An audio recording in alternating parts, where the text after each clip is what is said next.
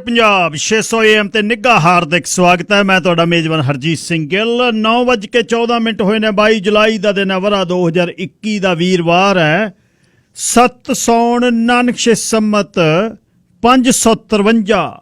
ਨਿੱਘਾ ਹਾਰਦਿਕ ਸਵਾਗਤ ਹੈ ਜੀ। 720 ਤਹਿਕਾਕ। ਅੱਜ ਦੇ ਸ਼ੋਅ ਦੇ ਵਿੱਚ ਚੱਲਾਂਗੇ ਪੰਜਾਬ ਨੂੰ। ਦੇਸ਼ ਪੰਜਾਬ ਦੇ ਝਰੋਖੇ ਚ ਨਵਕਿਨ ਸਿੰਘ ਪੱਤੀ ਸਟੈਂਡ ਬਾਈ ਨੇ। ਉਸ ਤੋਂ ਬਾਅਦ ਖਬਰਾਂ ਤੋਂ ਬਾਅਦ ਕੁਬੈਕ ਦੇ ਇੱਕ ਛੋਟੇ ਜਿਹੇ ਪਿੰਡ ਦੇ ਵਿੱਚ 10 ਸਾਲ ਦੀ ਬਾਲੜੀ ਮੀਆਂ ਦੇ ਨਾਲ ਗੱਲ ਹੋਏਗੀ।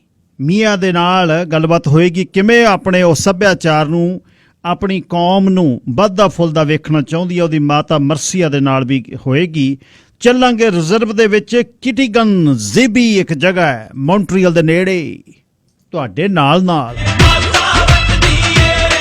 604-204-0600 ਔਨ 에ਅਰ ਨੰਬਰ ਹੈ। 6042040600 604-729-1224 WhatsApp ਤੇ ਟੈਕਸਟ ਲਈ ਤੁਹਾਡੇ ਲਈ ਨੰਬਰ ਹੈ। ਉਹ ਪੁੱਛਦਾ ਹੈ ਕਦੋਂ ਤੀਕਰ ਕਰਾਂਗੀ ਪਿਆਰ, ਮੈਂ ਉਸ ਨੂੰ ਕਰਾਵਾਂ ਕਿੰਜ ਵਫਾ ਦਾ ਦੋਸਤੋ ਇਤਵਾਰ। ਮੈਂ ਉਸ ਨੂੰ ਚਨਾਹ ਦੇ ਪਾਣੀਆਂ ਵਿੱਚ ਪਹਿਲਾਂ ਆਪਣਾ ਅਕਸ ਘੋਲਾਂਗੀ ਤੇ ਉਸ ਵਿੱਚ ਰੰਗ ਕੇ ਦੇਵਾਂਗੀ ਫਿਰ ਦਸਤਾਰ। ਮੈਂ ਉਸ ਨੂੰ ਵਫਾ ਦੇ ਪਹਿਰਨਾ ਵਿੱਚ ਲਿਪਟਿਆ ਉਹ ਇਸ਼ਕ ਹੈ ਸੁੱਚਾ ਕਿ ਹੋ ਕੇ ਨੇੜਿਓਂ ਤੱਕਿਆ ਨੇਕਾ ਬਾਰ। ਮੈਂ ਉਸ ਨੂੰ ਵਾਰ, ਮੈਂ ਉਸ ਨੂੰ ਸਿੱਧਾ ਹੋ ਕਿਸੇ ਫੁੱਲ ਤੇ ਤਾਂ ਆਖਰ ਬੈਠਣਾ ਸੀ, ਇਸ ਤਿਤਲੀ ਨੇ ਚੁਕਾ ਦਿੱਤਾ ਮੁਹੱਬਤ ਦਾ ਲੋ ਅੱਜ ਭਾਰ। ਮੈਂ ਉਸ ਨੂੰ ਕਰਿਓ ਬਾਜ ਮੇਰੇ ਵੀ ਕਿਸੇ ਤੇ ਵਾਰ ਨਜ਼ਰਾਂ ਦੇ, ਇਹ ਨਹੀਂ ਹੋਣਾ, ਨਹੀਂ ਦੇਣਾ ਇਹ ਹੁਣ ਅਧਿਕਾਰ। ਮੈਂ ਉਸ ਨੂੰ ਉਹ ਉੱਡ ਕੇ ਡਾਲ ਤੋਂ ਸਯਾਦ ਦੇ ਮੋਢੇ ਤੇ ਜਾ ਬੈਠਾ, ਕਿਹਾ ਜਦ ਐ ਪਰਿੰਦੇ ਹੋ ਜ਼ਰਾ ਹੁਸ਼ਿਆਰ। ਮੈਂ ਉਸ ਨੂੰ ਜੋ ਮੇਰੇ ਸੁਪਨਿਆਂ 'ਚ ਹਕੀਕਤਾਂ ਦਾ ਰੰਗ ਭਰਦਾ ਹੈ, ਕਹਾਂ ਦੁਨੀਆ ਦਾ ਸਭ ਤੋਂ ਖੂਬ ਚਿੱਤਰਕਾਰ। ਮੈਂ ਉਸ ਨੂੰ ਕਹਾਂ ਦੁਨੀਆ ਦਾ ਸਭ ਤੋਂ ਮੈਂ ਖੂਬ ਚਿੱਤਰਕਾਰ। ਮੈਂ ਉਸ ਨੂੰ ਸੁਖਵਿੰਦਰ ਅੰਮ੍ਰਿਤ ਦੱਸ ਸਕਦੀ ਹੈ ਕਿਹਨੂੰ ਲਿਖਦੀ ਹੈ। ਨੌਕਰੀ ਤੇ ਨਖਰਾ ਕੀ ਛੁੱਟੀ ਨਹੀਂ ਦਿੰਦੇ।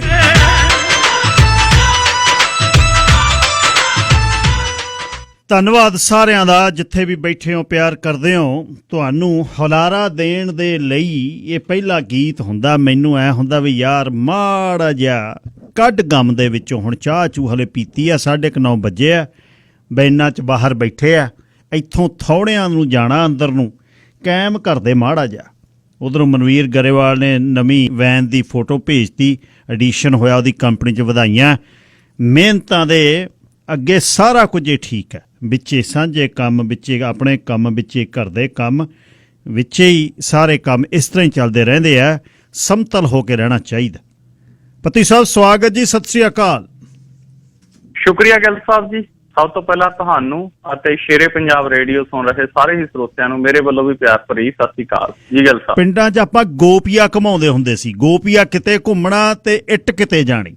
ਆਲੇ ਦੁਆਲੇ ਦੇ ਬੰਦਿਆਂ ਦੇ ਕਹਿਣ ਤੇ ਹੀ ਕੈਪਟਨ ਡੱਕਰ ਲਿਆ। ਕੈਪਟਨ ਕਹਿੰਦਾ ਹੁਣ ਆਓ ਚਾਹ ਪਾਰਟੀ ਦਊਂ। ਪਹਿਲਾਂ ਮੈਂ ਸਵੇਰੇ ਪੰਜਾਬ ਭਵਨ 'ਚ, ਫਿਰ ਆਪਾਂ ਕਾਂਗਰਸ ਦੀ ਨਵੀਂ ਟੀਮ ਦੀ ਸਥਾਪਤੀ ਕਰਾਂਗੇ। ਨਵਜੋਤ ਸਿੱਧੂ ਦਾ ਫਿਰ ਵੀ ਨਾਂ ਨਹੀਂ ਗਿਆ।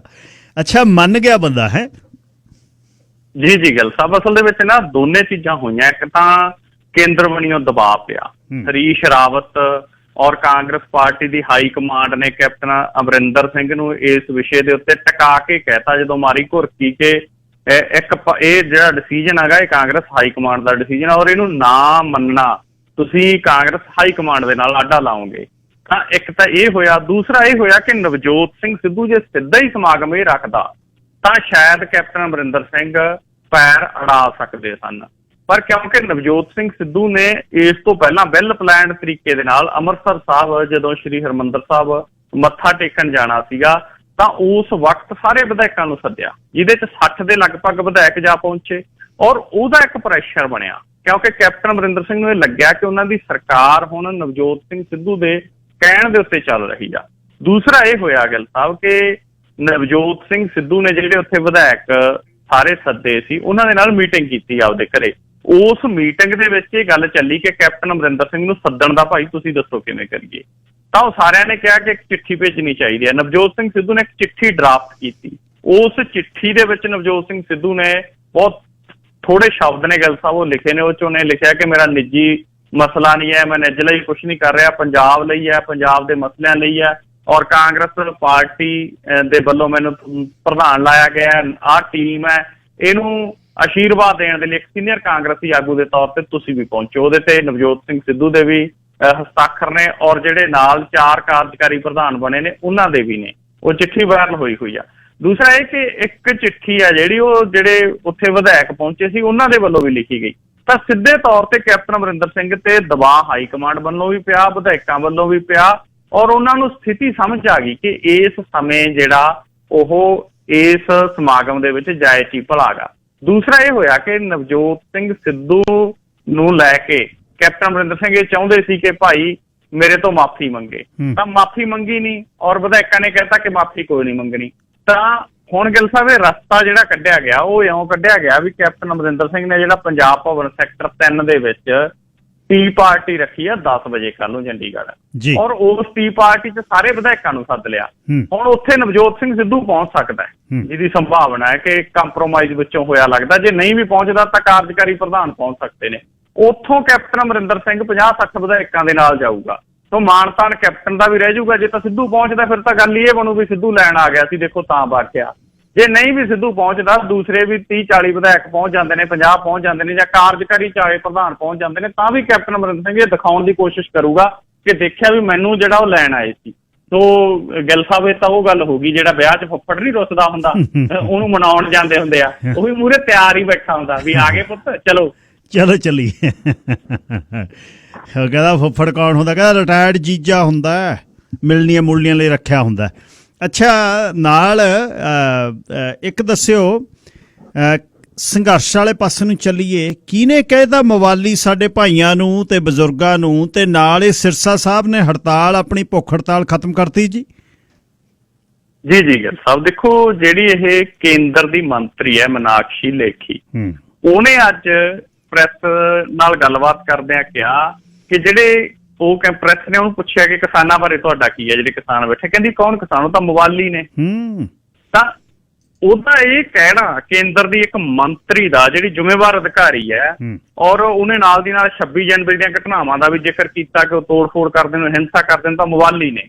ਔਰ ਉਸ ਤੋਂ ਬਾਅਦ ਇਹ ਮਸਲਾ ਬਹੁਤ ਚਰਚਾ ਦਾ ਵਿਸ਼ਾ ਬਣ ਗਿਆ। ਰਕੇਸ਼ ਟਕੈਤ ਸਮੇਤ ਕਿਸਾਨ ਆਗੂਆਂ ਨੇ ਦੀ ਨਿਖੇਧੀ ਕੀਤੀ ਕਿ ਉਹ ਮਵਾਲੀ ਨੇ, ਉਹ ਤਾਂ ਅੰਨਦਾਤੇ ਨੇ, ਉਹ ਤਾਂ ਉਹ ਨੇ ਜਿਨ੍ਹਾਂ ਨੇ ਤੁਹਾਡੇ ਅਨਾਜ ਦੇ ਭੰਡਾਰ ਭਰੇ ਨੇ, ਉਹ ਤਾਂ ਉਹ ਨੇ ਜਿਨ੍ਹਾਂ ਨੇ ਇਸ ਦੇਸ਼ 'ਚ ਕਾਲ ਪੈ ਜਾਂਦੇ ਹੁੰਦੇ ਸੀ, ਭੁੱਖ ਨਾਲ ਲੋਕ ਮਰ ਜਾਂਦੇ ਹੁੰਦੇ ਸੀ। ਔਰ ਅੱਜ ਦੇ ਸਮੇਂ 'ਚ ਸਥਿਤੀ ਇਹ ਬਣਾਤੀ ਵੀ ਅਨਾਜ ਸੜ ਰਿਹਾ ਤੁਹਾਡੇ ਗੋਦਾਮਾਂ ਦੇ ਵਿੱਚ, ਔਰ ਉਹ ਅਨਾਜ ਕਿਹਨਾਂ ਨੇ ਪੈਦਾ ਕੀਤਾ, ਸੱਪਾਂ ਦੀਆਂ ਸਿਰੀਆਂ ਕਿਹਨਾਂ ਨੇ ਮਿੱਧੀਆਂ, ਜਿਨ੍ਹਾਂ ਨੂੰ ਤੁਸੀਂ ਮਵਾਲੀ ਕਹਿ ਰਹੇ। ਤਾਂ ਉਸ ਤੋਂ ਬਾਅਦ ਹੁਣ ਸਪਸ਼ਟੀਕਰਨ ਦੇ ਰਹੀ ਹੈ, ਕਹਿੰਦੀ ਨਹੀਂ ਮੈਂ ਸਾਰੇ ਕਿਸਾਨਾਂ ਨੂੰ ਨਹੀਂ ਕਿਹਾ, ਜਿਹੜੇ ਹਿੰਸਾ ਕਰਦੇ ਨੇ, ਜਿਹੜੇ ਭੰਨਤੋੜ ਕਰਦੇ ਨੇ, ਮੈਂ ਉਹਨਾਂ ਨੂੰ ਕਿਹਾ। ਇਹ ਮੀਡੀਆ ਨੇ ਬਿਆਨ ਤਰੋੜ ਮਰੋੜ ਕੇ ਪੇਸ਼ ਕੀਤਾ। ਅਸਲ 'ਚ ਮੀਡੀਆ ਨੇ ਨਹੀਂ ਬਿਆਨ ਤਰੋੜ ਮਰੋੜ ਕੇ ਪੇਸ਼ ਕੀਤਾ, ਇਹਨਾਂ ਦੀ ਸੋਚ ਦੇ ਵਿੱਚ ਫਰਕ ਹੈ, ਇਹਨਾਂ ਦੇ ਦਿਮਾਗ ਦੇ ਵਿੱਚ ਅਜੇ ਵੀ ਕਿੱਲਾ ਅਟਕ ਰਿਹਾ। ਅਜੇ ਵੀ ਖੇਤੀਬਾੜੀ ਮੰਤਰੀ ਕਹਿ ਰਿਹਾ ਗਾ ਕਿ ਅਸੀਂ ਨਹੀਂ ਕਿਸਾਨਾਂ ਨਾਲ ਗੱਲਬਾਤ ਕਰਦੇ ਖੇਤੀ ਕਾਨੂੰਨ ਰੱਦ ਕਰਨ ਦੇ ਵਿਸ਼ੇ ਤੇ, ਜੇ ਚੇਂਜਸ ਕਰਾਉਣੀਆਂ ਵਿੱਚ ਸੋਧਾਂ ਕਰਾਉਣੀਆਂ ਤਾਂ ਆ ਜਾਓ।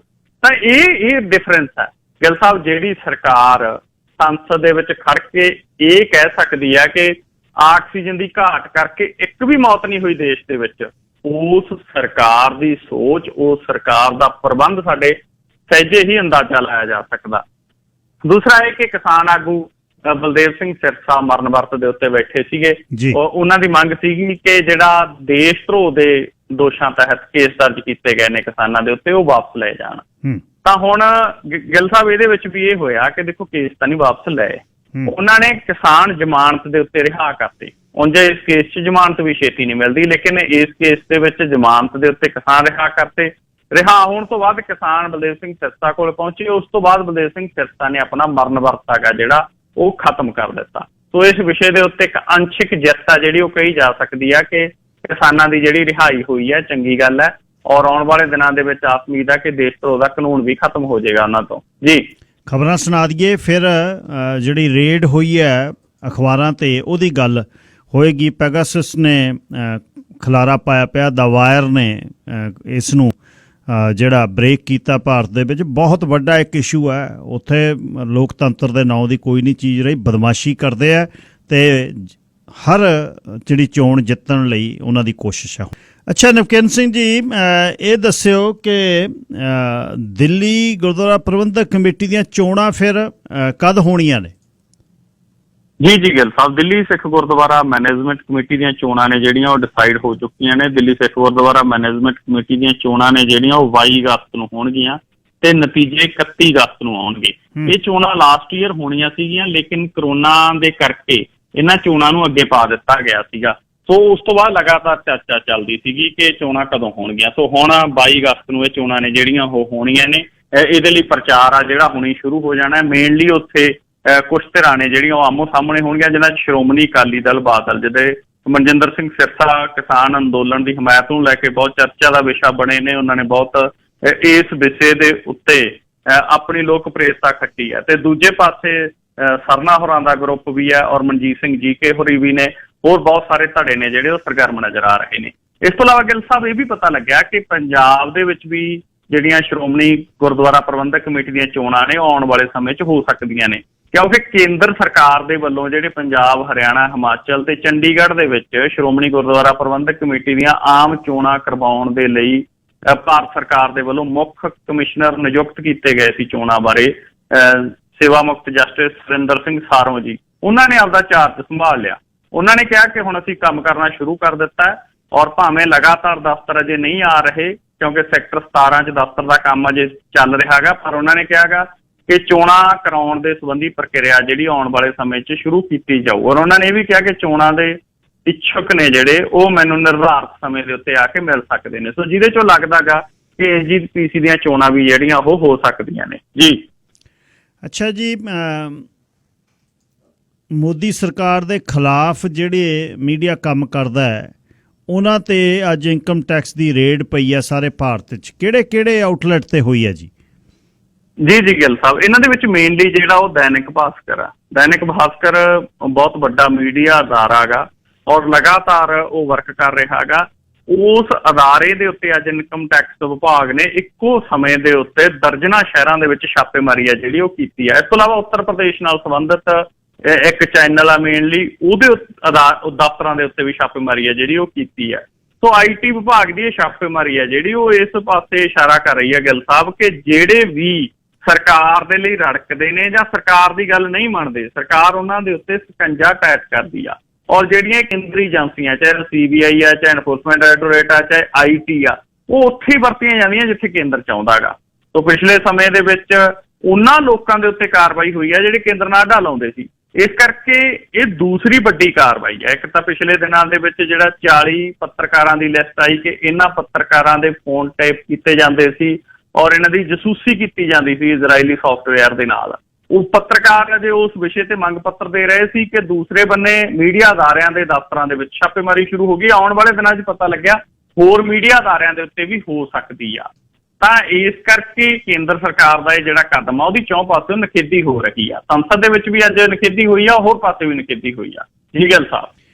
ਅੱਛਾ, ਦੱਸਿਓ ਜੀ, ਸਮਗਲਰਾਂ ਦੇ ਨਾਲ ਪੰਜਾਬ ਪੁਲਿਸ ਦੀ ਗੋਲੀ ਚੱਲੀ ਹੈ, ਕਿੱਥੇ ਚੱਲੀ ਹੈ? ਜੀ ਗਿੱਲ ਸਾਹਿਬ, ਇਹ ਪੱਟੀ ਇਲਾਕੇ ਦੇ ਵਿੱਚ ਹੋਇਆਗਾ ਔਰ ਉੱਥੇ ਸਮਗਲਰ ਇੱਕ ਗੱਡੀ ਦੇ ਵਿੱਚ ਜਾ ਰਹੇ ਸੀ। ਪੁਲਿਸ ਨੇ ਨਾਕਾ ਲਾਇਆ ਹੋਇਆ ਸੀ, ਗੱਡੀ ਨੂੰ ਰੋਕਣ ਦਾ ਇਸ਼ਾਰਾ ਕੀਤਾ ਲੇਕਿਨ ਉਹਨਾਂ ਨੇ ਗੱਡੀ ਨਹੀਂ ਰੋਕੀ ਔਰ ਪੁਲਿਸ ਦੇ ਉੱਤੇ ਗੋਲੀ ਚਲਾਤੀ, ਜਿਹਦੇ ਚੋਂ ਇੱਕ ਪੁਲਿਸ ਮੁਲਾਜ਼ਮ ਦੇ ਪੱਟ ਦੇ ਵਿੱਚ ਗੋਲੀ ਆ ਜਿਹੜੀ ਉਹ ਲੱਗੀ ਆ। ਉਸ ਤੋਂ ਅੱਗੇ ਪੁਲਿਸ ਨੇ ਜਦੋਂ ਪਿੱਛਾ ਕੀਤਾ ਤਾਂ ਉਹ ਗੱਡੀ ਛੱਡ ਕੇ ਫਰਾਰ ਹੋ ਗਈ। ਜਿਸ ਤੋਂ ਬਾਅਦ ਗਿੱਲ ਸਾਹਿਬ ਉਸ ਗੱਡੀ ਦੀ ਤਲਾਸ਼ੀ ਕੀਤੀ, ਉਹਦੇ ਚੋਂ ਕਾਫੀ ਮਾਤਰਾ 'ਚ ਨਸ਼ਾ ਗਾ ਜਿਹੜਾ ਉਹ ਬਰਾਮਦ ਹੋਇਆ ਦੱਸਿਆ ਜਾਂਦਾ ਗਾ। ਸੋ ਇਹ ਇੱਕ ਅਹਿਮ ਘਟਨਾ ਜਿਹੜੀ ਉਹ ਮੰਨੀ ਜਾਂਦੀ ਆ ਜੀ। ਅੱਛਾ ਜੀ, ਅਖੀਰ ਦੀ ਖਬਰ ਹੈ, ਕਰਨਾਟਕਾ ਦਾ ਮੁੱਖ ਮੰਤਰੀ ਬਦਲਣ ਜਾ ਰਹੀ ਹੈ ਭਾਜਪਾ, ਕਿਉਂ?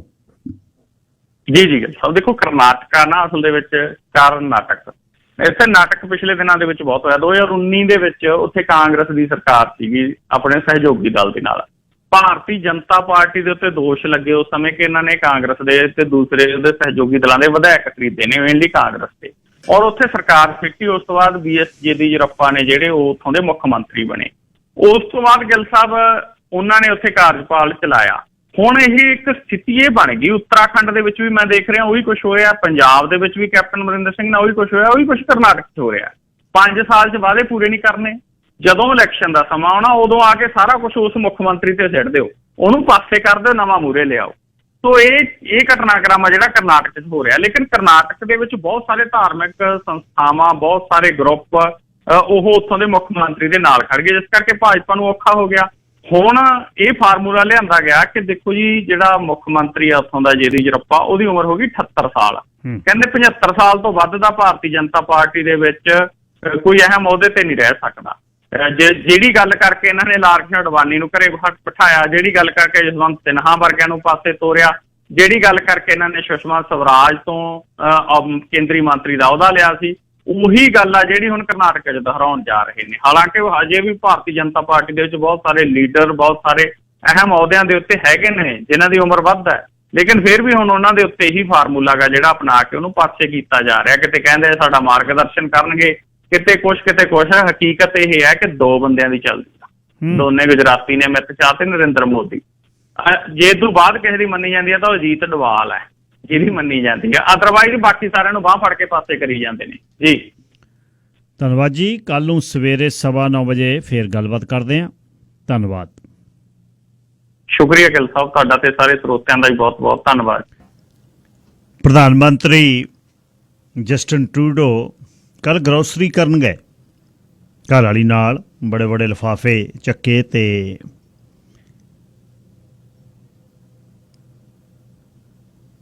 ਮਤਲਬ ਇਹ ਸਮਝ ਲਓ ਵੀ ਤਿਆਰੀ ਹੈ, ਕਿਸੇ ਸਮੇਂ ਵੀ ਚੋਣਾਂ ਦਾ ਬਿਗਲ ਵੱਜ ਸਕਦਾ ਹੈ। ਸਾਰਾ ਕੁਝ ਹੀ ਕੀਤਾ ਜਾਂਦਾ ਹੈ ਜਿਹੜਾ ਕੁਛ ਆਪਾਂ ਵੇਖਦੇ ਆਏ ਹਾਂ। ਬਸ ਫਰਕ ਇੱਥੇ ਹੈ ਵੀ ਇੱਥੇ ਥੋੜ੍ਹਾ ਜਿਹਾ ਸੱਭਿਅਕ ਹੈ, ਉੱਥੇ ਦਾਰੂ ਦੀ ਪੇਟੀ ਰੱਖ ਕੇ ਸਰਪੰਚ ਦੇ ਕਹਿੰਦਾ ਦੇਖੀ ਵੀ ਗੇੜਾ ਦੇ ਕੇ ਵੋਟਾਂ ਦਾ ਫਿਰ ਖਿਆਲ ਕਰੀ। ਇੱਥੇ ਸਾਫ਼ ਇਹ ਸਿਸਟਮ ਦੇ ਵਿੱਚ ਇਹ ਸਾਫ਼ ਰਹਿ ਜਾਵੇ, ਇਹ ਜਿਹੜਾ ਅਰਦਾਸ ਇਹ ਕਰ ਸਕਦੇ ਹਾਂ ਆਪਾਂ।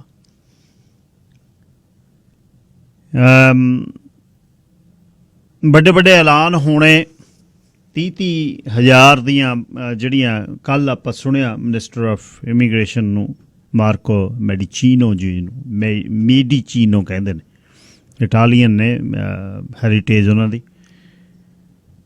ਤੇ ਪਰ ਇਹ ਹੁਣ ਜਦ ਵੋਟਾਂ ਪੈਣੀਆਂ ਨੇ, ਵੋਟਾਂ ਆਉਣੀਆਂ ਨੇ, ਤੇ ਇਹ ਖਿਆਲ ਰੱਖਿਓ ਕਿ ਤੁਹਾਡੇ ਸਵਾਲ ਤਿਆਰ ਹੋਣ। ਬਿਨਾਂ ਸਵਾਲਾਂ ਤੋਂ ਕੁਛ ਨਹੀਂ ਹੈ। ਜੇ ਤੁਸੀਂ ਅਨਕੰਡੀਸ਼ਨਲ ਵੋਟਾਂ ਪਾਉਂਦੇ ਹੋ, ਉਹ ਤਾਂ ਖੈਰ ਜਿਹੜੇ ਸਪੋਰਟਰ ਨੇ ਬਹੁਤ ਵੱਡੀ ਗਿਣਤੀ 'ਚ, ਅਸਲ ਘੱਟ ਗਿਣਤੀ ਦੇ ਵਿੱਚ ਹੁੰਦੇ ਆ ਲੋਕ ਪਹਿਲਾਂ ਦੇ ਬਹੁਤ ਉਲਰੇ ਹੋਏ ਨੇ ਲਿਬਰਲ ਵੱਲ ਨੂੰ। ਤੇ ਉਹਦੇ ਬਾਅਦ ਸਾਡੀਆਂ ਕੁਝ ਧਾਰਮਿਕ ਜਿਹੜੀਆਂ ਪਾਰਟੀਆਂ, ਧਾਰਮਿਕ ਆਰਗੇਨਾਈਜੇਸ਼ਨਸ, ਉਹਨਾਂ ਨੇ ਵੀ ਇਸ ਤਰ੍ਹਾਂ ਹੀ ਮਹਿਸੂਸ ਕਰਵਾ ਦਿੱਤਾ ਕਿ ਇਹੀ ਆਪਣੇ ਸੇਵੀਅਰ ਨੇ। ਪਰ ਇਸੇ ਤਰ੍ਹਾਂ ਹੀ ਕਰਨਾ ਚਾਹੀਦਾ ਹੈ ਕਿ ਤੁਹਾਡੇ ਅਨਕੰਡੀਸ਼ਨਲ ਨਹੀਂ, ਕੋਈ ਗੱਲ ਪੁੱਛ ਕੇ ਹੀ ਗੱਲ ਕਰਨੀ ਚਾਹੀਦੀ ਹੈ, ਪੁੱਛਣਾ ਚਾਹੀਦਾ ਵੀ ਕੀ ਕੀ ਹੋਣਾ। ਖੈਰ ਗਰੋਸਰੀ ਇੱਥੇ ਦੇ ਜਿਹੜੇ ਮਿਨਿਸਟਰ ਨੇ ਜਾਂ ਪ੍ਰਧਾਨ ਮੰਤਰੀ ਨੇ ਉਹ ਕਿੰਨੀ ਕੁ ਕਰਨ ਜਾਂਦੇ ਨੇ, ਇਹ ਤਾਂ ਤੁਸੀਂ ਸਮਝ ਸਕਦੇ ਹੋ ਵੀ ਉਹਨਾਂ ਦੇ ਰੁਝੇਵਿਆਂ ਦੇ ਵਿੱਚ ਉਹ ਕਿੰਨੀ ਕੁ ਗਰੋਸਰੀ ਕਰਨ ਜਾਣਗੇ। ਪਰ ਹੁਣ ਤਿਆਰੀ ਹੈ, ਮਤਲਬ ਜਦ ਆ ਕੁਛ ਹੋ ਜਾਵੇ, ਅੰਦਰ ਤਾਂ ਪਤਾ ਲੱਗ ਜਾਂਦਾ ਹੁੰਦਾ, ਅੰਦਰਲਿਆਂ ਨੂੰ ਦੱਸ ਦਿੰਦੇ ਹੁੰਦੇ ਆ ਉਹ ਬਈ ਕਦ ਕਰਨਾ ਕੰਮ ਅਸੀਂ, ਪਰ ਤਿਆਰੀ ਹੈ, ਕਦੇ ਵੀ ਐਲਾਨ ਹੋ ਸਕਦਾ। ਹੋਰ ਖਬਰਾਂ ਜਿਹੜੀਆਂ ਉਹਦੇ ਵਿੱਚ ਜੰਗਲੀ ਜਿਹੜੀ ਅੱਗਾਂ ਨੇ, ਉਹਨਾਂ ਨੇ ਹਵਾ ਨੇ ਬਹੁਤ ਜਿਹੜੀ ਤੇਜ਼ ਹਵਾ ਨਾ, ਉਹ ਬਹੁਤ ਚੈਲੰਜਸ ਨੇ। 4300 ਜਾਇਦਾਦਾਂ, 4300 ਪ੍ਰੋਪਰਟੀਜ਼ ਤੇ 17,700 ਅਲਰਟ ਦੇ ਵਿੱਚ ਨੇ ਲੋਕ, ਉਹਨਾਂ ਨੂੰ ਕਦੇ ਵੀ ਭੇਜਿਆ ਜਾ ਸਕਦਾ। ਜਿਹੜੀ ਓਲੀਵਰ ਦੇ ਵਿੱਚ ਪਹਾੜੀ ਤੇ ਲੱਗੀ ਅੱਗ ਹੈ ਤੇ ਥੱਲੇ ਘਰ ਨੇ, ਉਹ ਬਹੁਤ ਨੇੜੇ ਹੈ। ਹਵਾ ਦੀ ਗੱਲ ਹੈ, ਜੇ ਹਵਾ ਇੱਧਰ ਨੂੰ ਆ ਗਈ ਤਾਂ ਬਸ ਗੜਬੜ ਹੋ ਜਾਣੀ ਆ। ਸੋ ਇਹ ਜਿਹੜੀਆਂ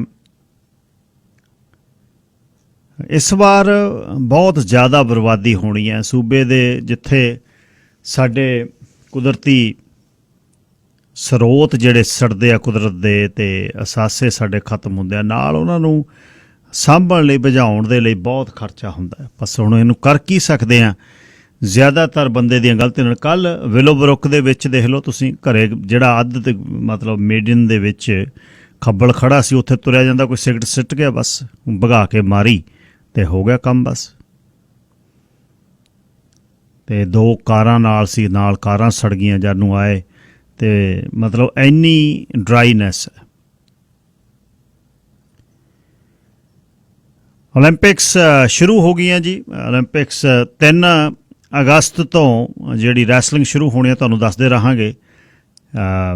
ਅਮਰ ਢੇਸੀ ਨੇ ਘੁਲਣਾ, ਫਿਰ ਉਹ ਦਿਨ ਯਾਦ ਰੱਖਾਂਗੇ। ਦੁਨੀਆ ਦੀਆਂ ਜਿਹੜੀਆਂ ਬਾਕੀ ਖਬਰਾਂ ਉਹਨਾਂ ਦੇ ਵਿੱਚ ਇੱਕ ਈਰਾਨ ਨੇ ਓਮਾਨ ਦੀ ਖਾੜੀ ਦੇ ਵਿੱਚ ਬਿਲਕੁਲ ਮਤਲਬ ਓਮਾਨ ਦੀ ਖਾੜੀ 'ਚ ਓਮਾਨ ਤੋਂ ਉੱਪਰਲੇ ਪਾਸੇ ਗਵਾਦਰ ਦੇ ਨੇੜੇ ਜਿਹੜੀ ਜੈਸਕ ਪੋਰਟ ਇੱਕ ਈਰਾਨ ਨੇ ਆਪਣਾ ਆਇਲ ਦਾ ਜਿਹੜਾ ਟਰਮੀਨਲ ਖੋਲ੍ਹ ਦਿੱਤਾ ਤੇ 100 ਟਨ ਦੇ ਕਰੀਬ ਪਹਿਲਾਂ ਉਸ ਦੇ ਜਿਹੜੇ ਆਇਲ ਟਰਮੀਨਲ ਨੇ ਉਹ ਹਾਰਮੂਜ਼ ਦੀ ਖਾੜੀ ਦੇ ਵਿੱਚ ਸੀ, ਪਰ ਹੁਣ ਉਹਦੇ 'ਚੋਂ ਉਸਨੇ ਓਮਾਨ ਦੇ ਮੱਥੇ ਇਸ ਨੂੰ ਖੋਲ੍ਹਿਆ ਤੇ ਉੱਥੋਂ 100 ਟਨ ਤੇਲ ਜਿਹੜਾ ਹੈ ਉਹ ਫਸਟ ਟਾਈਮ ਲੋਡ ਹੋਇਆ। ਬੜਾ ਸਟ੍ਰੈਟੇਜਿਕ ਹੈ। ਜੇ ਤੁਸੀਂ ਦੇਖੋਗੇ ਨਾ, ਈਰਾਨ ਬਹੁਤ ਵੱਡਾ ਦੇਸ਼ ਹੈ। ਪਾਣੀ ਇੱਧਰ ਸਾਹਮਣੇ ਸਾਊਦੀ ਅਰਬ ਵਾਲੇ ਪਾਸਿਓਂ ਸਾਹਮਣੇ ਉਹ ਲੱਗਦਾ ਹੈ, ਇੱਕ ਬੰਨੇ ਖਾੜੀ ਹੈ, ਇੱਕ ਬੰਨੇ ਉਹਦੇ ਬਾਅਦ ਇਰਾਕ ਬਹੁਤ ਵੱਡਾ, ਇਰਾਕ ਦੇ ਦੂਸਰੇ ਬੰਨੇ ਜਿਹੜਾ ਨਾਲ ਗੱਭੇ ਪਾਣੀ ਹੈ। ਸਾਊਦੀ ਅਰਬ ਦੇ ਦੋਨੇ ਪਾਸੇ ਖਾੜੀਆਂ ਨੇ, ਇੱਕ ਬੰਨੇ ਹਾਰਮੂਜ਼ ਦੀ ਖਾੜੀ ਹੈ ਇਹ ਈਰਾਨ ਵਾਲੇ ਪਾਸੇ, ਤੇ ਦੂਸਰੇ ਬੰਨੇ ਯਮਨ ਵਾਲੇ ਪਾਸੇ ਲਾਲ ਸਾਗਰ ਹੈ ਜਿਹੜਾ ਸਵੇਜ਼ ਦੇ ਨਾਲ ਜਿਹੜਾ ਜੋੜਦਾ ਹੈ। ਸਵੇਜ਼ ਨਹਿਰ ਜਿਹੜੀ ਉਹਦੇ ਤੋਂ ਬਹੁਤ ਚੈਨਲ ਦੇ ਰਾਹੀਂ ਬਹੁਤ ਪੈਸਾ ਮਿਸਰ ਕਮਾਉਂਦਾ, ਉਹਦੇ ਵਿੱਚ ਦੀ ਜਹਾਜ਼ ਸਮੁੰਦਰੀ ਜਹਾਜ਼ ਨਿਕਲ ਕੇ ਭਾਰਤ ਵਾਲੇ ਪਾਸਿਓਂ ਉੱਧਰ ਇਸ ਪਾਸਿਓਂ ਆ ਕੇ ਭੂਮੱਧ ਸਾਗਰ ਦੇ ਵਿੱਚ ਮਤਲਬ ਯੂਰਪ ਨੂੰ ਜੁੜਦੇ ਆ। ਅਤੇ ਜਿਹੜੀ ਪੈਨਾਮਾ ਜਿਹੜੀ ਹੈ ਉਹ ਬਹੁਤ ਸਟੇਟ ਆਫ ਆਰਟ ਇੱਕ ਇੰਜੀਨੀਅਰਿੰਗ ਦਾ, ਜਿਹਦੇ ਵਿੱਚ ਖੱਡਿਆਂ ਨੂੰ ਭਰ ਕੇ ਜਹਾਜ਼ ਨੂੰ ਚੱਕ ਕੇ ਉੱਚੀ ਜਗ੍ਹਾ 'ਤੇ ਜਿਹੜਾ ਹੈ ਉਹ ਚਾੜ੍ਹਿਆ ਜਾਂਦਾ ਹੈ। ਪਾਣੀ ਭਰ ਦਿੰਦੇ ਨੇ, ਅਗਲੇ 'ਚ ਲੈ ਜਾਂਦੇ ਨੇ, ਉਦੋਂ ਅਗਲਾ ਪਾਣੀ ਭਰ ਦਿੰਦੇ ਨੇ, ਅਤੇ ਮਤਲਬ ਸਿਰੇ ਦੀਆਂ ਕਹਾਣੀਆਂ ਨੇ। ਜਿਹੜੇ ਇਹ ਵਾਟਰ ਰਿਟੇਨਿੰਗ ਸਟਰਕਚਰ ਨੇ, ਬੜਾ ਮਿਹਨਤ ਵਾਲੀਆਂ ਕੰਮ ਨੇ, ਅਤੇ ਇਹ ਆਰਟ ਹੈ ਇੱਕ। ਸੋ ਈਰਾਨ ਦੀ ਇਹ ਜੈਸਕ ਪੋਰਟ ਦੀ ਸ਼ੁਰੂਆਤ ਹੈ ਜਿਹੜੀ ਇੱਕ ਨਵਾਂ, ਇਸ ਨੂੰ ਬੜਾ ਅਲੱਗ ਤਰੀਕੇ ਨਾਲ ਦੇਖ ਰਹੇ ਨੇ ਲੋਕ। ਯਹੂਦੀ ਬੰਦੇ ਆਪਣੀ ਤੇ ਹੋਏ ਜ਼ੁਲਮ ਨੂੰ ਕਿੰਨਾ ਨੇੜਿਓਂ ਵੇਖਦੇ ਆ। 1998 ਦੇ ਵਿੱਚ ਹਿਰੋਸ਼ੀ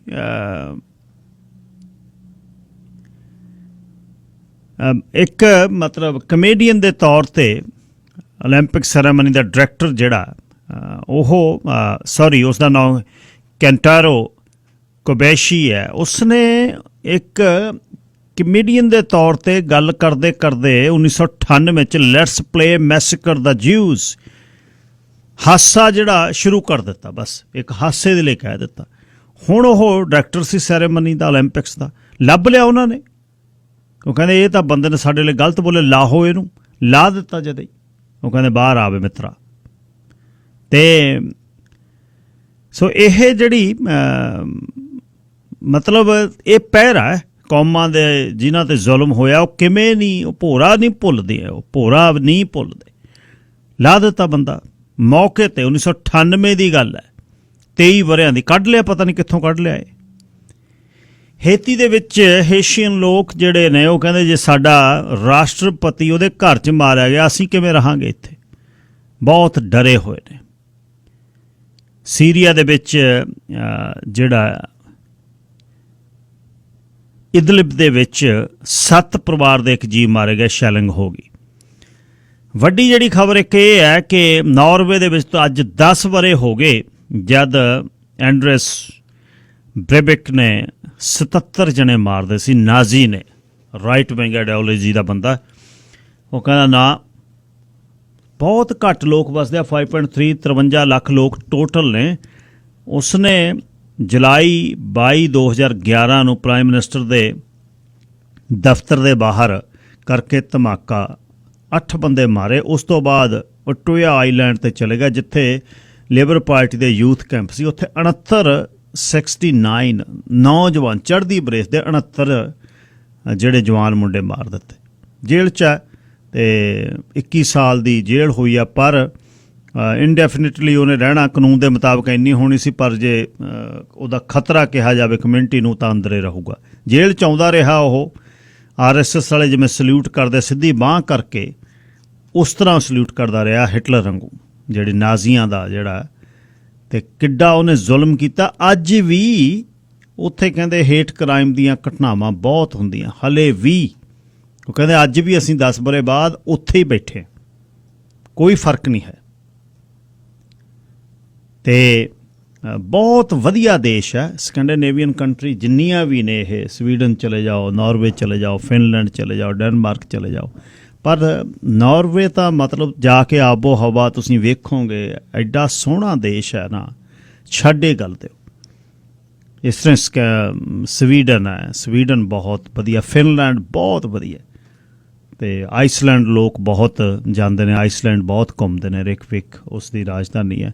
ਅਤੇ ਆਈਸਲੈਂਡ ਦਾ ਵਾਤਾਵਰਨ ਬਹੁਤ ਵਧੀਆ।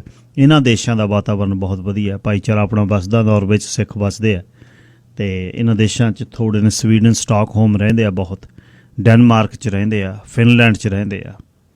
ਸੋ ਇਹ ਦੇਸ਼ ਜਿਹੜੇ ਨੇ ਬਹੁਤ ਚੰਗੇ ਦੇਸ਼ ਨੇ, ਫੈਰੀਆਂ ਨਾਲ ਜੁੜੇ ਹੋਏ ਨੇ, ਅਤੇ ਭੂਰੇ ਰੰਗ ਦੇ ਲੋਕਾਂ ਨੂੰ ਪਿਆਰ ਵੀ ਬਹੁਤ ਕਰਦੇ ਆ।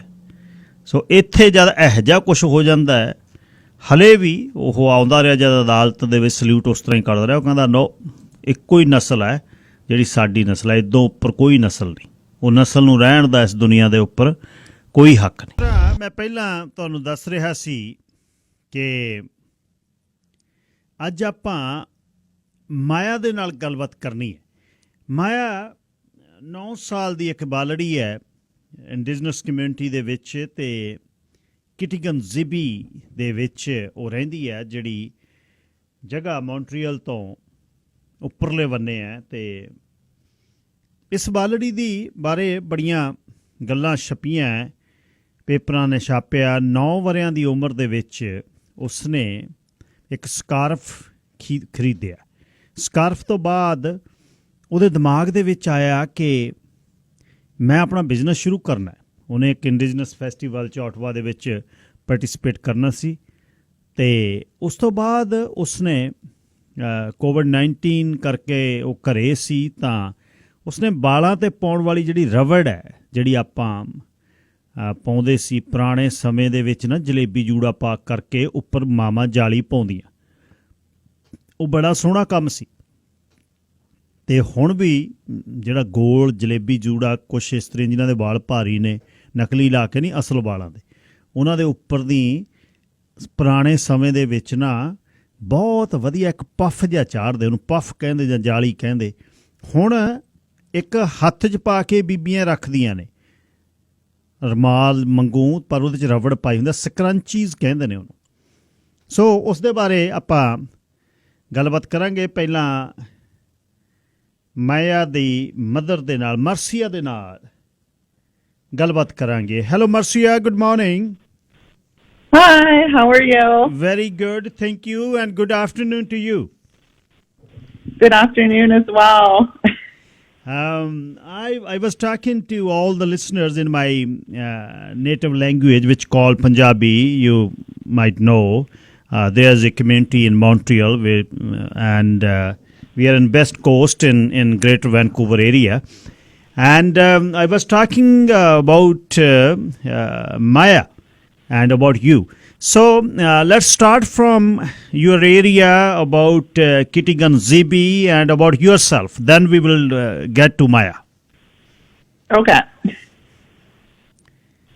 Perfect. So we're from Kitigan Zibi, which is an Algonquin First Nation, Okay. located in Quebec. Okay. and it's about maybe 200 kilometers from the nation's capital, so from Ottawa. And it's a small community, so maybe in total, maybe 3,000 people are from Kitigan-Zibi, but maybe only half live within that First Nation. Okay. And so tell us about your childhood and your life. How was it in that area? So it was good. I had a good childhood. I lived with my grandparents for most of my life, and but it's a very small community, and so I grew up in a very small town where everyone knows everyone. That's and great. And so it's definitely it's plus and it's minuses. But when I chose to leave when I was 18, and I chose to leave because I had to go get an education and start my own career. And so that's what I've been doing until Maya decided, she wanted to start something very special. And so in our culture, we practice, like we go to powwows. And so I've always brought Maya as part of our culture to participate in those powwows. And at those powwows, they have this thing called a special, which is it's like a dance competition. And it's meant to honor, that dance category, whether it be like women's fancy or jingle or traditional, depending on the style that you dance. And so Maya would attend all these powwows, but she realized there was never anything for children her age. Like there was always specials for adults or older categories. And so she wanted to make a change. And so she decided one year she wanted to host her own special. And so I had told her, it's amazing. We're so proud of you, but that takes a lot of work and it takes a lot of planning. So you need to start, making gifts and fundraising, because you have to fundraise for all your prizes and all the category prize money. So what began as a fundraiser, and so she decided, okay, well, I said, every month you need to make a prize, or you need to make something to give away, because that's what actually is to honor, and it's to give back, and it's to hold a big giveaway for everyone who participates. And so then that's how actually Cookum Scrunchies started. It was a fundraiser for her, and so she wanted to make these scrunchies with this very it's like a traditional in the sense of like the elders in our community used to wear them on their heads.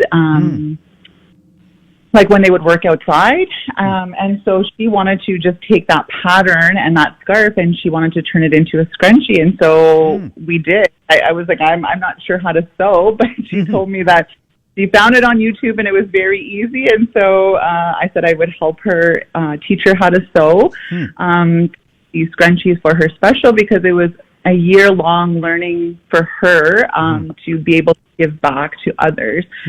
So that kind of just happened, and we posted it on social media, and then right away the interest started, and people were like, can we buy this? And I was like, oh, no, it's not for sale. It's just for Maya's, as part of her gift special. And many people kept on inquiring. So I had asked Maya at that time, it was about a year and a half ago, and I just said, Maya, would you like to sell, because she had only made 5 scrunchies, and would you like to sell these, and then maybe you can take that money and buy some more scarves, and then make more scrunchies for your special? And so she said, okay, let's try that. And so we sold them. And then it just kind of started every Sunday. So she would, when she'd come home from school or on the weekend, she would sew some scrunchies, and then we would just put them for sale on Instagram. And so she made an Instagram account, Cookum Scrunchies. Yes. And so she just started selling them on Sundays. And, sometimes it would be 5, sometimes it would be 10. If I would help her, maybe there would be 20. It would really depend. And so, and so we just started doing that, and she started attending some events before COVID happened. And then in March, she met her financial goal, and that's when she decided to turn that more into a business as opposed to a fundraiser because she was really successful in reaching her goals. Amazing, amazing. Yeah. You know, that's what it is. With own community, own heritage and culture and the idea. So, how about this name, Kokum? From where it came? Kokum in my language means grandmother. Oh, okay. Like the Kokums, like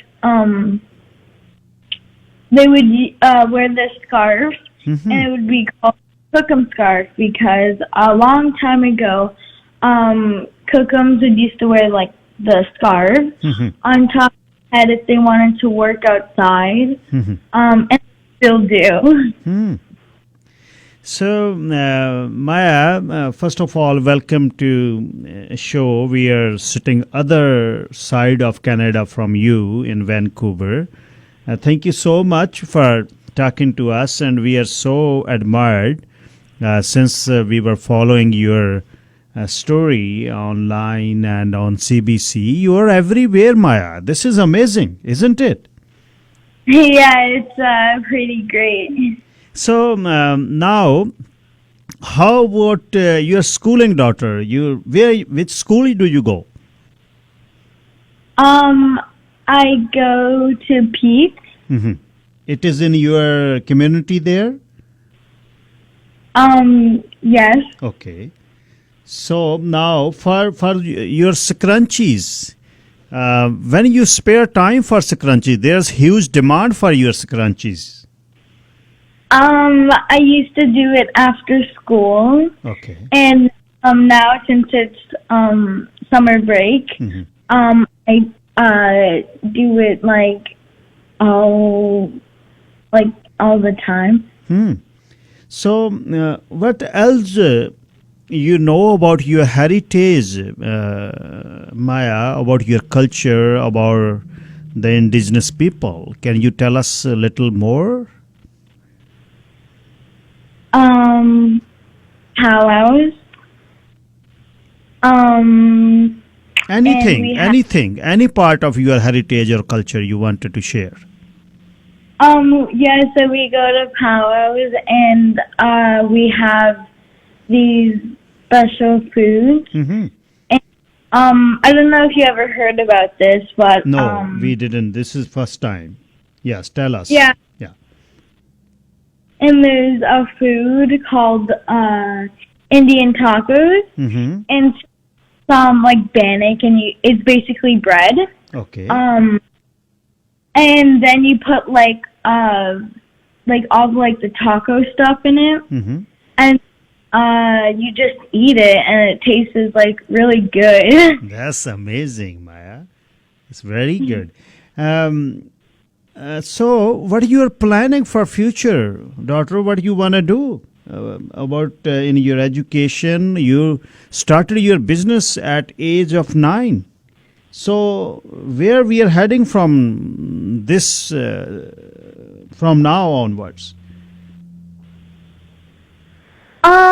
I really want my scrunchies to like be in stores, Mhm. and I want to build a workshop in my hometown, which is Kirigan-Zibi, Mm-hmm. so I can create jobs for other youth.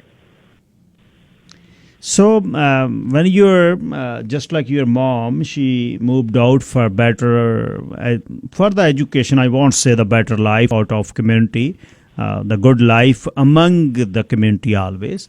So, if you have to move to big city, just like Ottawa or Montreal for your business, when you are adult, then will you move out? Yes. Okay. So, what are your hobbies, Maya, other than the scrunchies? What else you want to do?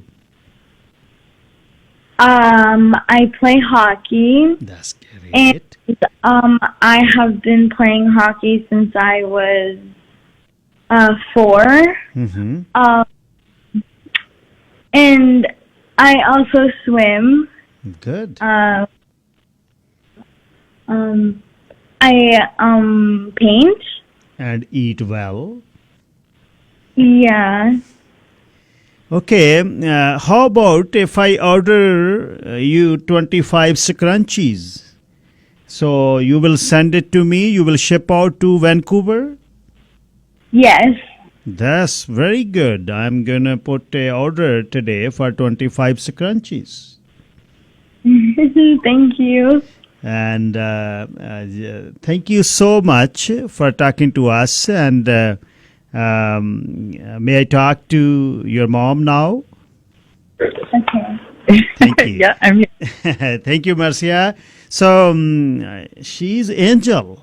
My goodness, I was when I was doing my segment this morning, and I was looking on her pictures. Daughters are always angels. They are queens. You know, they turns to the sisters, then mothers, then grandmothers. This is how we the human being transfer their goodies, their culture. They are the basic root of everything. Okay, this our segment started, Marcia, 2 months ago when we got unmarked graves in Kamloops, and so we ride motorcycle here, the Sikh riders. We rode up to Kamloops. I was along, and when we went there, obviously indigenous communities everywhere. This is your country. We are all immigrants here. We came here for better life. And on that day, I started my segment every Thursday to give information of indigenous people, who they are, when they came in this area, and everything. Then here we are with you and Maya. So I would like to talk about that part also. In your family, is there any residential school survivor or 60 Scoop survivor? Do you know anyone in Kitigan? Yeah, so I mean, there is residential school survivors from my community, and our heart goes out to them and to every residential school survivor in everywhere, to all the people who came home and to those who didn't come home. And so, but in my direct family, there was not, my grandmother did not attend residential schools, but other people in our community did. And so there is generational impacts there, but maybe not, it's just different. Yes. So actually my grandmother and my grandfather, I had just talked to my mom about this story actually, but she told me that my grandparents moved to the States to go work when that type of stuff was starting to occur. And so that's why my grandmother and grandfather did not attend. So so we just have a little bit of a different story there. Yeah, but still, it is very dark chapter. You know, residential schools. It is a very dark 60 Scoop is so dangerous. They, some of them, they never came back to their communities. We don't know where they are. Exactly, and I think that it's still going on today, and Yes. People are trying to reclaim their culture, and and that's an amazing thing to find out that you're from an indigenous culture and to reclaim that and to learn about it in a really positive way is always a good thing. And, to find maybe a family that you didn't even know you had, I think it's really important that we continue and that people continue to talk about these stories and in a very respectful way, noticing that everyone is at a different place in their healing. And so, I think it's important to highlight when you can and bring those stories forward, because that is part of Canada's history and for everyone to understand and know what that is. Yes. So in your community there, Kitigan Zibi, what your community do for living there? Is there some work there, or what do they do? Yeah, so there's work. It's actually connected to a town, so it's quite urban or populated. Okay. So it's not an isolated community, and it is not very far from Ottawa. So, you know, if there's like access to a big city, but they do lots of things. Like they do, just like in any town, there's services, and they, some people work in the bush. In the winter, we have a sugar bush, and so people are employed there. So it's a really amazing thing to be so closely connected to like a bigger city, but to also be in a small community where everyone knows everyone and everyone is there to support and help, and that just makes, you know, it just makes it more amazing. Yeah, that is great. The life is, you know, so small, and we are in global village. You never know the destiny. I always talk about this, the destiny. We don't know whom you are meeting, whom you are talking. Within 2 months, you know, we would have never been aligned if this thing not happened in unmarked graves. And, you know, this is... I'm very curious about indigenous people, and I would love to continue this my segment. I was talking to other day a few chiefs there, Judy Wilson's father, and trying to get more information, try to tell all my listeners about the great history of indigenous people of Canada. And I'm so glad and admire talking to you and Maya. And we will get in touch, and whenever new thing, something happening with Maya's business and entrepreneurship, we will get her on the air, and she will give us the new ideas also. And thank you again from bottom of my heart, and from my community, from my listeners, and I will say very best wishes you for both. Thank you. Continue, yes, and continue your journey of learning, and that's amazing. So thank you for having us. Thank you so much. Just hold the line. We will place the order, and we will get scrunchies from Maya. Just hold the line. Roman will talk to you, and we will go from there. Again, Perfect. thank you. Thank you. Bye-bye. Bye. ਮਾਇਆ ਤੇ Mercia ਗੱਲ ਕਰ ਰਹੇ ਸੀ ਜੀ। ਕਿਟੀਗਨ ਜ਼ਿਵੀ ਇੱਕ ਛੋਟੀ ਜੀ community ਹੈ ਅਟਵਾ ਤੋਂ 200 ਕਿਲੋਮੀਟਰ ਉੱਪਰਲੇ ਬੰਨੇ। ਜੇ ਗੂਗਲ ਕਰੋ ਕਿਟੀਗਨ ਜ਼ਿਵੀ ਨੂੰ ਦੇਖੋਗੇ, ਜਾਂ ਫਿਰ ਕੋਕਮ ਸਕਰੰਚੀਜ਼ KOKOM ਕੋਕਮ ਸਕਰੰਚੀਜ਼, ਤੇ ਉਹਦੇ 'ਚ ਮਾਇਆ ਦਾ ਨਾਂ ਆਉਂਦਾ ਤੇ ਮਰਸੀਆ ਉਹਦੇ ਮਦਰ ਨੇ। ਗੱਲਬਾਤ ਤੁਸੀਂ ਸੁਣ ਰਹੇ ਸੀ। ਗੱਲਬਾਤ ਕਰ ਰਹੇ ਸੀ ਆਪਾਂ ਧਿਆਣੀ ਨਾਲ, ਇੱਕ ਨਾਲ 9 ਵਰਿਆਂ ਦੀ ਨਾਲ, ਜਿਸ ਦਾ ਨਾਂ ਮਾਇਆ ਸੀ। ਮਾਇਆ ਆਪਣੀ ਮਾਂ ਦੇ ਨਾਲ, ਜਿਸਦਾ ਨਾਮ ਮਰਸੀਆ ਸੀ। ਮੈਂ ਥੋੜ੍ਹਾ ਜਿਹਾ, ਜਿਹੜੇ ਨਹੀਂ ਅੰਗਰੇਜ਼ੀ ਸਮਝਦੇ ਪਲੀਜ਼ ਮੈਂ ਦੱਸ ਦੇਵਾਂ ਥੋੜ੍ਹਾ ਜਿਹਾ। ਇਹ ਓਟਵਾ ਤੋਂ 200 ਕਿਲੋਮੀਟਰ ਇੱਕ ਰਿਜ਼ਰਵ ਦੇ ਵਿੱਚ ਇੱਕ ਕਮਿਊਨਿਟੀ ਆ ਕਿਟੀਗਨ ਜ਼ਿਵੀ ਦੀ, ਜਿਹੜੀ ਇੰਡੀਜਨਸ ਪੀਪਲ ਇਕੱਠੇ ਰਹਿੰਦੇ ਨੇ, ਲੋਕ ਮੂਲ ਵਾਸੀ ਉੱਥੇ ਰਹਿੰਦੀ ਆ। ਅਤੇ ਮਾਇਆ ਨੇ ਕੋਵਿਡ ਦੇ ਸਮੇਂ ਮਾਇਆ ਨੇ ਇੱਕ ਫੈਸਟੀਵਲ ਦੇ ਵਿੱਚ ਪਾਰਟੀਸਪੇਟ ਕਰਨ ਲਈ ਉਹਨਾਂ ਦਾ ਟਰਡੀਸ਼ਨਲ ਜਿਹੜਾ ਇੱਕ ਸਕਾਰਫ, ਜਿਸ ਨੂੰ ਕੋਕਮ ਸਕਾਰਫ ਕਹਿੰਦੇ ਨੇ, ਦਾਦੀ ਮਾਂ ਦਾ ਸਕਾਰਫ, ਉਹ ਲਿਆ ਕੇ ਘਰੇ ਸੀ। ਅਤੇ ਉਹਦੇ ਮਨ ਦੇ ਵਿੱਚ ਹੋ ਗਿਆ ਵੀ ਇਹਦਾ ਮੈਂ ਕੁਛ ਹੋਰ ਬਣਾਵਾਂ। ਉਹਨੇ ਵਾਲਾਂ ਦੇ ਵਿੱਚ ਪਾਉਣ ਵਾਲੀ ਰਬੜ ਜਿਹੜੀ ਇੱਥੇ ਪਾਉਂਦੇ ਨੇ, ਅਤੇ ਉਹ ਹੁੰਦੀ ਆ, ਤੁਸੀਂ ਸਾਰੇ ਕੱਪੜੇ ਵਾਲੀਆਂ ਬੀਬੀਆਂ ਹੱਥ 'ਚ ਬਹੁਤ ਪਾਈ ਫਿਰਦੀਆਂ, ਜਿਹੜੀਆਂ ਪਾਉਂਦੀਆਂ ਹੁੰਦੀਆਂ ਨੇ। ਵਾਲਾਂ 'ਚ ਘੱਟ ਹੁੰਦੇ ਨੇ, ਵਾਲ ਖੁੱਲ੍ਹੇ ਹੁੰਦੇ ਨੇ, ਪਰ ਗੁੱਟ 'ਤੇ ਪਾਈ ਹੁੰਦੀ ਆ। ਉਸ ਤਰ੍ਹਾਂ ਹੀ ਉਹ ਹੁਣ ਸਕਰੰਚੀਜ਼ ਬਣਾਉਣ ਲੱਗ ਗਈ। ਗੱਲ ਬਾਹਰ ਆ ਗਈ। CBC ਨੇ ਕਵਰ ਕਰ ਦਿੱਤੀ। ਰੋਮਨ ਲੱਭ ਰਹੀ ਸੀ ਥਰਸਡੇ ਨੂੰ ਵੀ ਕਿਹਦੇ ਨਾਲ ਗੱਲਬਾਤ ਕਰਨੀ ਆ। 2 ਵੀਕ ਪਹਿਲਾਂ ਉਹ ਕਹਿੰਦੇ ਵੀ ਆਹ ਕੁੜੀ ਆ ਇੱਕ, ਇਹ ਕੋਕਮ ਸਕਰੰਚੀਜ਼ ਬਣਾ ਰਹੀ ਆ, ਤੁਸੀਂ ਵੀ ਆਰਡਰ ਪਲੀਜ਼ ਕਰ ਸਕਦੇ ਹੋ। ਕੋਕਮ ਸਕਰੰਚੀਜ਼ ਜੇ ਗੂਗਲ ਕਰੋਗੇ KOKOM, ਫਿਰ ਉਹਨਾਂ ਨੂੰ ਮਾਣ ਹੋਏਗਾ ਜਨਰੋਸਿਟੀ ਦਾ, ਵੀ ਕਮਿਊਨਿਟੀ ਸਾਨੂੰ ਪਿਆਰ ਕਰੇ। ਜਿਸ ਤਰ੍ਹਾਂ ਮੈਂ ਉਹਨੂੰ ਕਿਹਾ ਵੀ 25 ਮੈਂ ਆਰਡਰ ਕਰੂੰਗਾ, ਅਤੇ ਉਹ ਬਹੁਤ ਕਲਰਫੁੱਲ ਨੇ, ਬਹੁਤ ਸੋਹਣੇ ਨੇ। ਅਤੇ ਇੱਕ ਬੱਚੀ ਦਾ ਮਾਣ ਹੈ, 9 ਵਰਿਆਂ ਦੀ ਹੈ। ਕੀ ਆ ਉਹਦੇ ਵਿੱਚ? ਕੁਛ ਨਹੀਂ ਹੈ। ਉਹ ਡਿਲੀਵਰ ਉਹਨਾਂ ਨੇ ਕਰ ਦੇਣਾ ਤੁਹਾਨੂੰ ਔਨਲਾਈਨ। ਜਿਹੜੀ ਤੁਸੀਂ ਉਹ ਸਾਰੀ ਹੱਥੀਂ ਬਣਾਉਂਦੀ ਆ। ਉਹ ਵੀਕਐਂਡ 'ਤੇ ਸਕੂਲ ਤੋਂ ਬਾਅਦ, ਹੁਣ ਤਾਂ ਛੁੱਟੀਆਂ ਨੇ, ਉਹ ਜੇ ਤੁਸੀਂ ਉਸ ਨੂੰ ਗੂਗਲ ਕਰੋਗੇ ਤਾਂ ਉਹ ਸਿਊਇੰਗ ਮਸ਼ੀਨ 'ਤੇ ਆਪਣੇ ਬੈਡਰੂਮ ਦੇ ਵਿੱਚ ਬੈਠੀ ਉਹ ਬਣਾ ਰਹੀ ਹੈ। ਅਤੇ ਬਸ ਇੱਥੋਂ ਹੀ ਸਟਾਰਟ ਹੁੰਦਾ। 9 ਵਰ੍ਹਿਆਂ ਦੀ ਉਹ ਕਹਿੰਦੀ ਮੈਂ ਫਿਰ ਇਸ ਨੂੰ ਹੁਣ ਡਿਵੈਲਪ ਕਰੂੰਗੀ, ਪੜ੍ਹੂੰਗੀ। ਓਟਵਾ ਨੇੜੇ ਹੈ, ਉਹਦੀ ਮਾਤਾ ਮਰਸੀਆ ਵੀ ਪੜ੍ਹੀ ਲਿਖੀ ਇਸਤਰੀ ਹੈ। ਇਹ ਬਹੁਤ ਫਰਕ ਹੈ, ਵਿਚਾਰਿਆਂ ਨੂੰ ਕਈਆਂ ਨੂੰ ਸਮਾਂ ਨਹੀਂ ਮਿਲਦਾ ਰਿਜ਼ਰਵ ਦੇ ਵਿੱਚ ਪੜ੍ਹਨ ਦਾ। ਇਹ ਵੀ ਇਸ ਵਿਸ਼ੇ 'ਤੇ 10-15 ਮਿੰਟ ਜੇ ਆਪਾਂ ਗੱਲਬਾਤ ਕਰੀਏ ਕਿ ਨਵੀਂ ਚੀਜ਼ ਕੋਈ ਡਿਵੈਲਪ ਕਰਨੀ, ਉਹਦੇ 'ਤੇ ਵੀ ਜਵਾਕਾਂ ਨੂੰ ਲਾਓ। ਹੁਣ ਤਾਂ ਵਿਕਦਾ ਹੀ ਸੌਦਾ ਇਹ ਹੈ, ਨਵੀਂ ਚੀਜ਼ ਕੁਛ। ਬਸ ਕੀ ਹੈ ਨਵੀਂ ਚੀਜ਼? ਆ ਬਿਟਕੋਇਨ ਨੇ ਕਰਤੇ ਕਿਸ ਨੇ ਇੰਟਰੋਡਿਊਸ?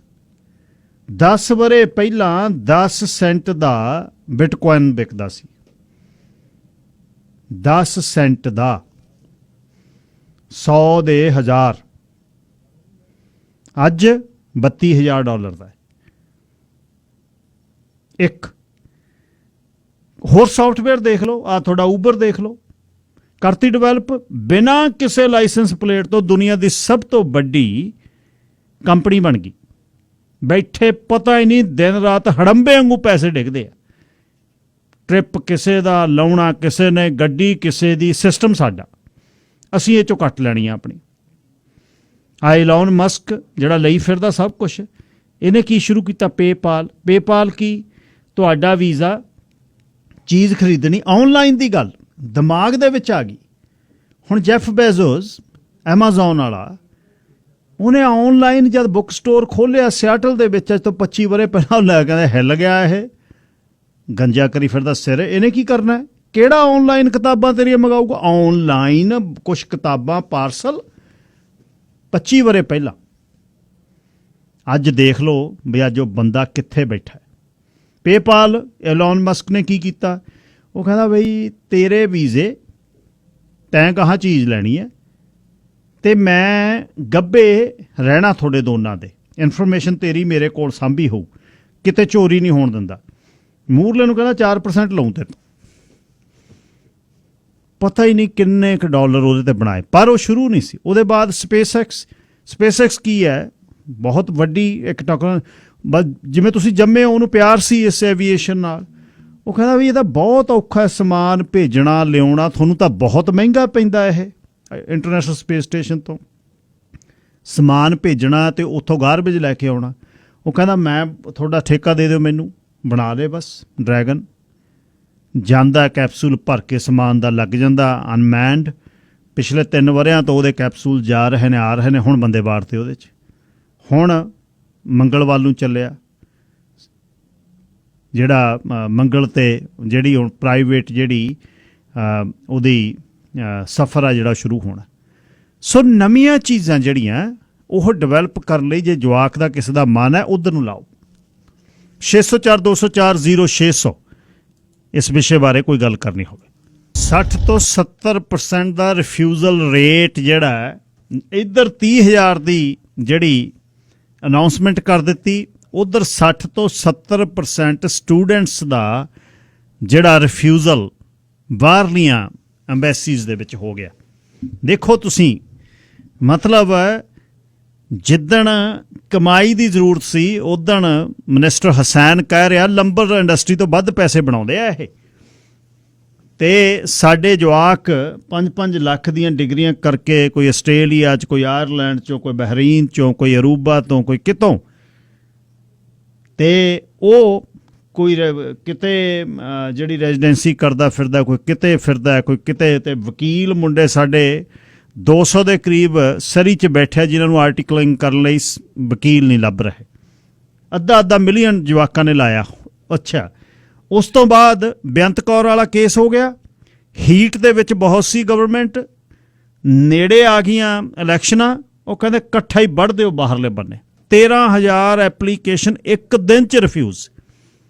ਕਬੈਕ ਦੀ 90% ਰਿਫਿਊਜ਼ਲ, ਕੈਨੇਡਾ ਦੀ 70% ਰਿਫਿਊਜ਼ਲ ਇੰਟਰਨੈਸ਼ਨਲ ਸਟੂਡੈਂਟਸ 'ਤੇ। ਇਸ ਤਰ੍ਹਾਂ ਜਿਹੜੀਆਂ ਰਾਜਨੀਤੀ ਇਸ ਤਰ੍ਹਾਂ ਹੁੰਦੀ ਹੈ ਵੀ ਸਾਨੂੰ ਇਸ਼ੂ ਨਾ ਆ ਜਾਵੇ। ਦੂਜੇ ਪਾਸੇ ਬਈ ਆਹ ਜਿਹੜੀ ਗੱਲ ਦੱਬਣ ਲਈ, ਕਿਉਂਕਿ ਬੇਅੰਤ ਕੌਰ ਵਾਲੀ ਗੱਲ ਬਹੁਤ ਵੱਧ ਰਹੀ ਸੀ ਵੀ ਬੰਦੇ ਨੇ ਸੁਈਸਾਈਡ ਕਰ ਲਈ, ਤੁਸੀਂ ਸਿਸਟਮ ਗਲਤ ਹੈ, ਤੁਸੀਂ ਇਹ ਕਰਦੇ ਹੋ, ਉਹ ਕਰਦੇ ਹੋ। ਉਹ ਕਹਿੰਦਾ ਚੱਕੋ 30,000 ਐਪਲੀਕੇਸ਼ਨ ਕਰੋ, ਭਲਾਈ ਮਾਪੇ ਆਉਣ ਤੁਹਾਡੇ। ਦੱਬਤੀ ਗੱਲ। ਕਾਹਦੇ ਲਈ ਆਪਾਂ ਆਟਾ ਦਾਲ ਸਕੀਮ ਦੀਆਂ ਉੱਥੇ ਗੱਲਾਂ ਕਰਦੇ ਹਾਂ, ਇੱਥੇ ਵੀ ਆਹੀ ਕੁਛ ਹੈ, ਇੱਥੇ ਕੋਈ ਫਰਕ ਨਹੀਂ। ਗੱਲ ਜਦ ਇਨੀਸ਼ੀਏਟਿਵ ਲੈਣਾ ਹੈ, ਕਿਹੜਾ ਕੀ ਕਰਨਾ ਹੈ, ਸਰਕਾਰ ਦੀ ਕੀ ਅਕਾਊਂਟੇਬਿਲਟੀ ਹੈ, 4 ਸਾਲਾਂ ਦੇ ਵਿੱਚ ਮੂਹਰੇ ਲੈ ਆਉਣਾ, ਖਰਚੇ ਕਿਹਨੇ ਦੇਣੇ ਨੇ ਤੁਸੀਂ? ਆ ਜਿਹੜੇ ਹੁਣ ਵੰਡੇ ਹੈ 1 ਸਾਲ ਦੇ ਵਿੱਚ ਨੋਟਾਂ ਦੇ ਥੱਬੇ, ਇਹ ਕਿਹਦਾ ਘਾਟੇ ਦਾ ਬਜਟ? ਤੁਹਾਡੀ ਔਲਾਦ ਪੇ ਕਰੂਗੀ, ਆਪਾਂ ਪੇ ਕਰਾਂਗੇ। ਇੱਕ ਹੋਰ ਸੁਣ ਲਿਓ, ਕੱਲ ਇੱਕ ਪ੍ਰੋਫੈਸ਼ਨਲ ਅਕਾਊਂਟੈਂਟ ਨੇ ਦੱਸਿਆ, ਪ੍ਰਾਪਰਟੀਜ਼ ਦੀਆਂ ਜਿਹੜੀਆਂ ਪੈਸੇ ਪੂਸੇ ਕਮਾ ਕੇ ਖੱਬੇ ਸੱਜੇ ਕਰਦੇ ਹੋ, ਕਰਿਓ ਨਾ। ਸਭ ਤੋਂ ਵੱਧ ਆਡੀਟਿੰਗ ਜਿਹੜੀ ਆਡਿਟ ਜਿਹੜਾ ਸਭ ਤੋਂ ਵੱਧ ਹੈ ਉਹ ਪ੍ਰਾਪਰਟੀਆਂ ਦਾ ਹੋ ਰਿਹਾ। ਹੁਣ ਖਰਚੇ ਕਿੱਥੋਂ ਕੱਢਣੇ ਨੇ ਪੂਰੇ? ਥੋਤੋਂ ਜਿਨ੍ਹਾਂ ਨੇ 60 ਹਜ਼ਾਰ 40 ਹਜ਼ਾਰ 15 20 ਹਜ਼ਾਰ ਇੱਧਰ ਉੱਧਰ ਪੇਪਰ ਬਣਾ ਕੇ ਕਿਤੇ ਲਾਏ ਹੋਣਗੇ, ਤੁਹਾਡੇ ਪਿੱਛੇ ਆ। ਆਡਿਟ ਪ੍ਰਾਪਰਟੀਆਂ ਦਾ ਬਹੁਤ ਹੋ ਰਿਹਾ। ਕੈਪੀਟਲ ਗੇਨ ਤੋਂ ਘਰ ਤੋਂ ਬਿਨਾਂ ਇੱਧਰੋਂ ਉੱਧਰੋਂ ਪੈਸੇ ਕਿਤੇ ਬਣੇ ਨੇ 12-15% ਤੁਸੀਂ ਟੈਕਸ ਦੀ ਬ੍ਰੈਕਟ 'ਚੋਂ ਆਉਂਦੇ ਹੋ, ਦੇ ਦਿਓ। ਘੜੀਸਾ ਬੰਨਣਗੇ ਹੁਣ, ਉਹ ਕਿੱਥੋਂ ਕਰਨੇ ਨੇ ਪੂਰੇ? ਕਿਹੜਾ ਮੱਛੀਆਂ ਨੂੰ ਪ੍ਰੋਸੈਸ ਕਰਨ ਦਾ ਕਾਰਖਾਨਾ ਲਾਉਣਾ ਸਰਕਾਰ ਨੇ? ਤੇ ਦੂਜੇ ਬੰਨੇ ਹੁਣ ਚੜ੍ਹ ਮੱਛੀ ਹੋਈ ਹੈ, ਇੱਕੋ ਹੀ ਪਾਸੇ ਕਿੱਡੀਆਂ ਵਧੀਆ ਪਾਲਿਸੀਜ਼ ਨੇ NDP ਦੀਆਂ। ਜਗਮੀਤ ਸਿੰਘ ਦੀ ਰੇਟਿੰਗ ਉੱਪਰ ਹੈ, ਐਰਨ ਓਟੂਲ, ਇਹ ਸਭ ਤੋਂ ਬੜਾ ਘਾਪਾ ਜਿਹੜਾ ਪਿਆ ਕੰਸਰਵੇਟਿਵ ਦਾ ਜਿਹੜਾ ਲੀਡਰ ਹੈ, ਉਹ ਲੋਕਾਂ ਨੇ ਐਕਸੈਪਟ ਨਹੀਂ ਕੀਤਾ।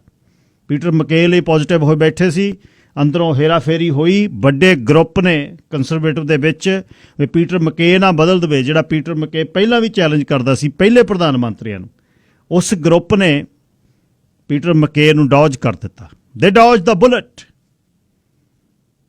ਸੋ ਇਹ ਜਿਹੜੀ ਗੇਮ ਹੋਈ ਆ ਪੀਟਰ ਮਕੇ ਨਾਲ, ਪੀਟਰ ਮਕੇ ਹਲੇ ਵੀ ਕੰਮ ਕਰ ਰਿਹਾ ਕਿ ਉਹ ਹੀ ਵਿਲ ਕਮ ਬੈਕ। ਆ ਇਲੈਕਸ਼ਨਾਂ ਤੋਂ ਬਾਅਦ ਐਰਨ ਟੂਲ ਨੂੰ ਚੈਲੰਜ ਹੋਣਾ, ਸੀਟਾਂ ਘਟ ਜਾਣੀਆਂ ਨੇ, ਤੇ ਜਗਮੀਤ ਸਿੰਘ ਦੀ ਰੇਟਿੰਗ ਜਿਹੜੀ ਹੈ ਉਹ ਉੱਪਰ ਜਾ ਰਹੀ ਹੈ। ਜਗਮੀਤ ਸਿੰਘ ਕੰਟੀਨਿਊ ਕੰਮ ਕਰਦੇ ਆ, ਪਰ ਜਗਮੀਤ ਸਿੰਘ ਕਮਿਊਨਿਟੀ ਨਾਲ ਹੁੱਕਅਪ ਨਹੀਂ ਹੋ ਸਕੇ ਹਲੇ ਤੱਕ। ਇਹ ਅਨਫੋਰਚੂਨੇਟ ਪਾਰਟ ਹੈ।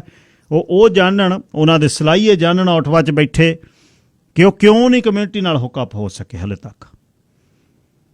ਕੈਨੇਡੀਅਨ ਬਣਨਾ ਚਾਹੁੰਦੇ ਨੇ ਤਾਂ ਕੈਨੇਡੀਅਨ ਲੋਕਾਂ ਨਾਲ ਹੁੱਕਅਪ ਹੋਣ। ਲੋਕਾਂ 'ਚ ਨਾਮ ਮਿਲਣਾ ਹੈ, ਪਰ ਰਹਿਣਾ ਕੈਂਪੇਨ ਸਟਾਈਲ ਹਰ ਵਕਤ, ਉਹ ਉਹਨਾਂ ਦੇ ਹੱਕ 'ਚ ਨਹੀਂ ਜਾ ਰਿਹਾ। ਲੋਕਾਂ ਦੇ ਵਿੱਚੋਂ ਬਾਹਰ ਨੇ। ਮੰਨ ਲਓ ਤੁਸੀਂ ਆਪਣੀ ਕੰਸਟੀਚੁਐਂਸੀ 'ਚ ਮਹੀਨੇ 'ਚ 1 ਦਿਨ ਆਉਂਦੇ ਹੋ, 2 ਦਿਨ ਆਉਂਦੇ ਹੋ, 1 ਵੀਕਐਂਡ ਆਉਂਦੇ ਹੋ ਬਰਨਬੀ 'ਚ, ਮਿਲ ਲਓ ਇੱਥੇ ਲੋਕਾਂ ਨੂੰ, ਐਟਲੀਸਟ ਲੋਅਰ ਮੇਨਲੈਂਡਸ ਤਾਂ ਮਿਲ ਲਓ। ਪਰ ਨੋ, ਮਤਲਬ ਨਹੀਂ ਹੈ।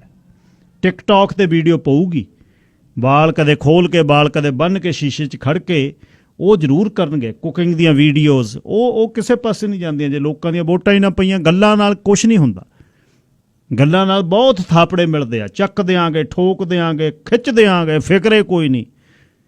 ਪਤਾ ਜਦ ਲੱਗਦਾ ਜਦ ਵੋਟਾਂ ਦੀ ਗਿਣਤੀ ਹੁੰਦੀ ਹੈ। ਇਹ ਸੀ ਅੱਜ ਦਾ ਪ੍ਰੋਗਰਾਮ, ਤੇ ਕੱਲ੍ਹ ਨੂੰ ਫਰਾਡਾ 9:15 ਵਜੇ।